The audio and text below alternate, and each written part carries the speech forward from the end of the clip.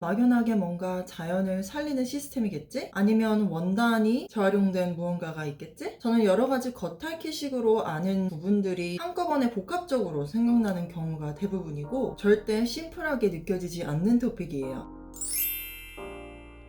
안녕하세요 여러분, 레몬슬러시 채널에 오신 것을 환영합니다. 점점 보다 많은 브랜드들이 에티컬 패션 혹은 윤리적 패션을 앞세워서 마케팅하고 우리 브랜드와 함께 커뮤니티를 키워나가자 하는 방식으로 접근을 많이 하잖아요. 저는 개인적으로 점점 더 그런 브랜드를 많이 접하면서도 한 번도 한 발도 나아가서 깊게 생각했었던 계기가 있었다 라고 할 수 있는 순간은 없더라고요. 그래서 친환경적 패션이라 판단할 수 있는 요소들은 무엇인가, 내가 스스로 정의할 수 있는 것이 있는가 하고 특별히 올해의 4월 지구의 달을 맞이해서 생각해보게 됐는데요. 오늘 영상에서는 윤리적 패션이란 무엇인지, 윤리적 패션의 개념은 어디서 어떤 계기로 시작되었는지, 그리고 그 배경 지식을 토대로 제 나름대로 내려본 윤리적 패션의 의미도 한번 나누어 보고 싶어요.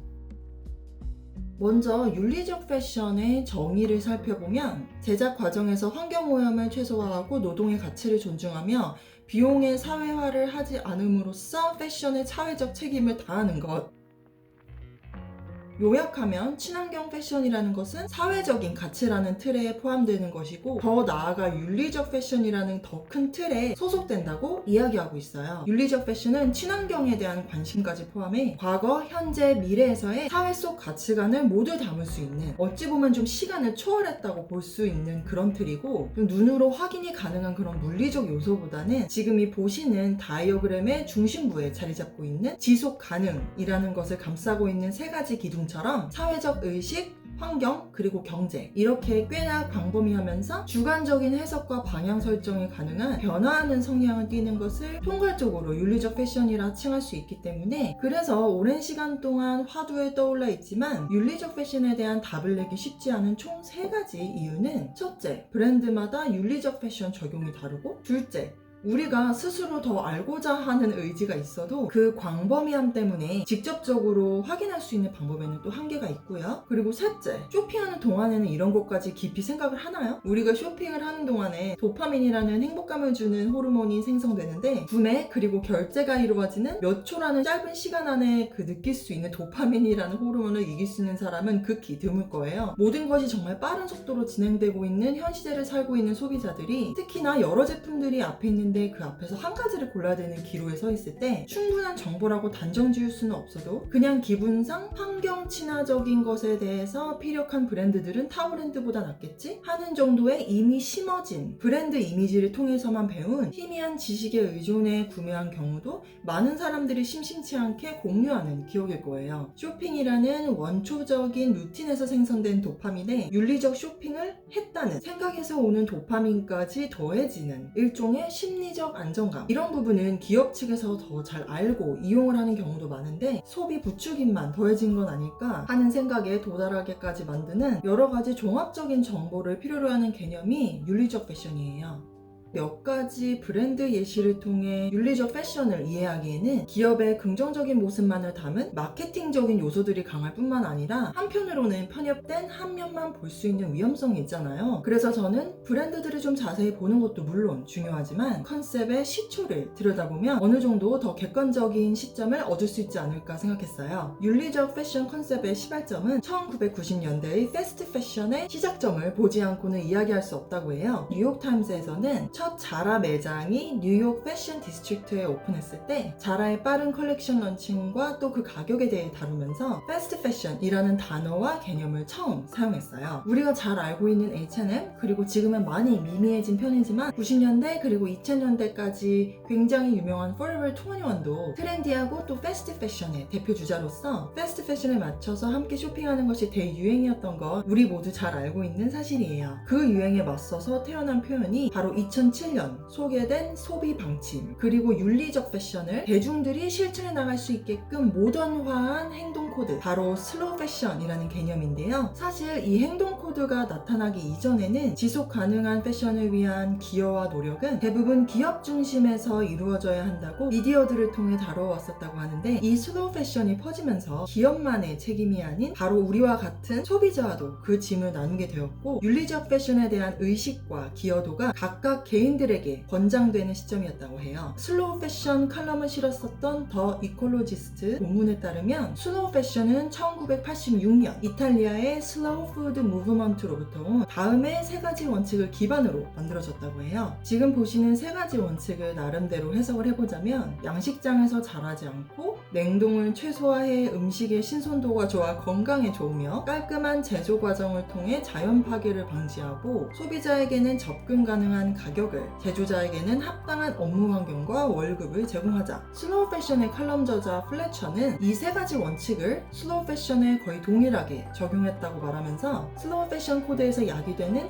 높은 가격 책정은 우리 로컬 상점들에 대한 관심, 자연 보호를 위한 새로운 기계나 시스템에 소요되는 모든 것들, 또 퀄리티에서 오는 지속 가능이라는 라이프 사이클을 위한 투자로 생각해야 한다. 그렇게 이야기를 하면서 슬로우 패션의 실천을 위한 구체적인 행동 코드들을 또 나열을 하는데요. 당연히 이제 수입 제품보다는 우리 고장에서 만들어진 제품들을 선택하는 것, 빈티지 옷들 구매하는 것을 고려하는 것, 그리고 경우에 따라 옷과 액세서리는 스스로 만드는 것, 마지막으로 트렌드보다는 튼튼하고 내구성에 집중한 제품을 구매하는 것, 이렇게 실천 가능해 보이는 방법들을 대중들에게 소개하고 학습시킴을 통해서 일찍이 말씀드렸듯이 윤리적 패션에 대한 책임의 무게는 판매자 혹은 기업 측에서 소비자로 덜어지게 되었고, 브랜드와 소비자 사이에 존재하는 소통의 중심부 중 하나로 자리 잡게 되었어요. 이렇게 역사와 기원을 되짚어보다가 논란이 되었던 점에도 주목하게 되었는데요. 가장 대표적인 논란으로는 윤리적 행동 방침에서 이야기하고 있는 가치관 중 한 가지로 거론되었던 고유의 것에 대한 추구는 현실적으로 봤을 때 모두가 접근할 수 있는 영역이 아니라는 사실이에요. 이 맥락은 슬로우 푸드 무브먼트로 다시 돌아가면 이해하기 쉬운데요. 엔트로폴로지카 저널 서적의 Extra Virgin Olive Oil and Slow Food 부문에 따르면 1860년대 당시 이탈리아 대부분의 모던 라이프 스타일은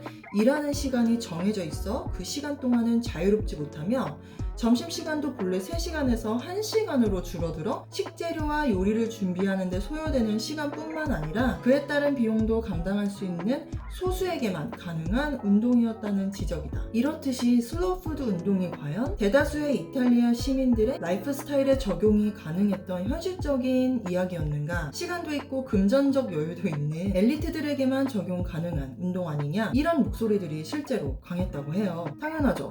엄청 바쁜데 음식 해먹어라 하는 운동에 동참하지 않는다고 눈총받으면 누가 좋아하겠어요? 더군다나 이 슬로우 푸드 운동의 이탈리안 창시자인 칼로 페트리니라는 인물은 로마의 첫 맥도날드가 들어왔을 때 그 정문 앞에서 나가라고 시위를 주도한 인물 중 하나였다고 해요. 그때 당시 시대적으로 맥도날드와 같은 패스트푸드 체인점은 이탈리아의 일반 시민들에게 환영을 받고 있었고, 실제로 대다수에게는 음식 선택의 폭이 넓어지는 계기였는데도 불구하고요. 그런데 그 시위를 토대로 탄생한 단체가 슬로우 푸드라고 하니, 누군가는 너무 빠른 것만 추구하는 이 시대에 필요한 목소리라고 하고, 누군가는 현 자본주의 시스템에 비껴가는 시대에 맞지 않는 운동이었다고 평가하기도 해요. 그런 경제와 사회적 이해관계가 얽혀있는 운동에서 파생된 아이디어를 패션 생태계에 도입했다고 생각하니까 윤리적 패션의 투명도와 목적성에 있어서도 정확한 이해가 필요하다는 생각이 들면서 더 많은 질문도 생기더라고요. 로컬 제작과 작품성을 앞세워 고가로 측정된 럭셔리 브랜드 제품 선택이 진정한 윤리적 패션이라 할 수 있는가? 환경 친화적이라고 이야기하는 브랜드들은 정말 그럴까? 혹시 기업으로서 당연히 해야 되는 부분을 마케팅화해서 또 다른 소비 촉진제로 쓰는 것은 아닐까? 슬로우 푸드 무브먼트에서 나오는 질문도 비슷한 맥락이에요. 이탈리아 코스 메뉴를 즐기기 위한 시간과 여유보다는 일을 해야 하는 소비자 계층은 사실 맥도날드와 같은 체인점이 더 접근성이 있을 텐데, 그런 체인점이 들어오자마자 나가라고 시위하는 것은 과연 윤리적인 행동인가? 럭셔리 브랜드를 투자의 개념으로 봐야 한다는 행동 방침이 슬로우 푸드 운동에서 온 부작용처럼 과연 이런 투자의식이 현실적으로 많은 사람들에게 적용 가능한가? 이 유래를 되돌아봤을 때 한 가지 확실한 점은 슬로우 푸드 운동에 대한 논란이 될 만한 질문들과 현재 윤리적 패션에서 오는 여러 형태의 고민에 대한 토픽들은 크게 동떨어지는 느낌이 들지 않는다는 거예요. 우리가 친숙해하는 브랜드들은 이 정신을 바탕으로 여러 모습의 윤리적, 지속 가능이라는 타이틀을 다른 패션 레이블들을 만들기 시작했어요. 윤리적 가치관과는 크게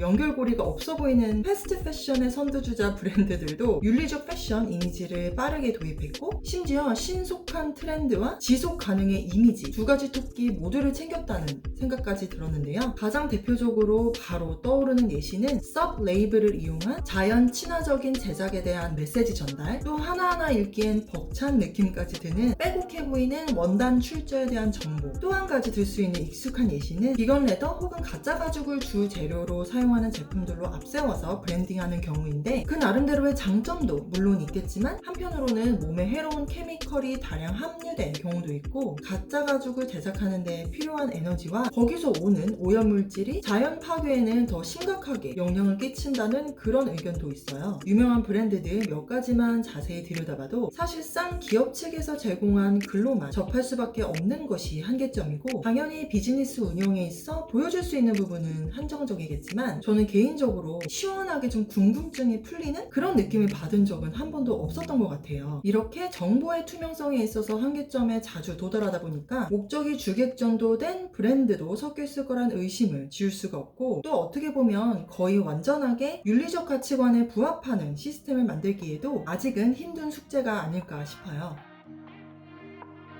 뭐야, 그럼 정답은 없잖아 하고 결론에 이미 도달하신 분들이 있으실 거란 생각이에요. 제 나름대로의 결론은 윤리적 패션이란 것은 패션이라는 틀 안에 국한되는 개념이 아닌 윤리적 라이프 스타일이라는 조금 더 폭넓은 개념이라는 것을 자각하는 거예요. 건강한 절약과 건강한 소비 밸런스의 유지를 우선순위로 놓는 것이 기업과 또 소비자가 모두 윈윈하는 가장 집중되어야 할 부분이라는 생각이 들었고, 또 무수한 선택 속에서 어떤 선택을 하느냐는 누구도 대신 결정해주거나 판단할 수 없는 부분이기 때문에 우리 소비자들은 그 나름대로 브랜드의 투명성에 대한 끊임없는 관심의 목소리가 이어져야 하고, 미디어 광고로 앞세워져 있는 메시지의 접촉으로 끝나는 것이 아니라 본인의 의지로 형성된 의식으로 판단을 해낼 수 있는 능력을 키우고, 올바르고 투명한 브랜드를 알아볼 수 있는 안목도 키운다면 브랜드들도 최대한 있는 그대로의 모습을 보여주는 길을 모색하려고 저절로 노력하게 될 거라고 믿고요. 빠뜨린 부분이 있거나 아니면 또 다른 의견 있으신 분들은 아래 댓글로